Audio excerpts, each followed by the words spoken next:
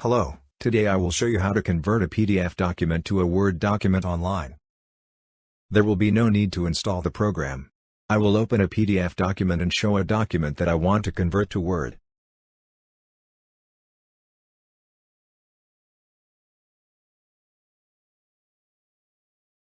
Next, I will open a website through which it is possible to convert a PDF document to a Word document. You can see the website address in the address bar. By pressing the button Select a File, we will be able to choose the PDF document we want to convert.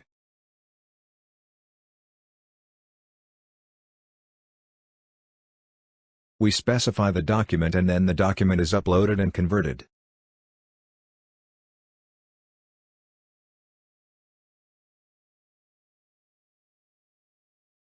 When the conversion process is finished, you can see a preview of the document and the download button is available. Pressing the download button will download the Word document.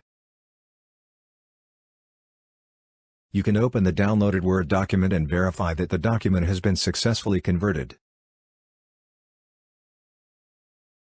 You can make the necessary changes or additions to the Word document if necessary.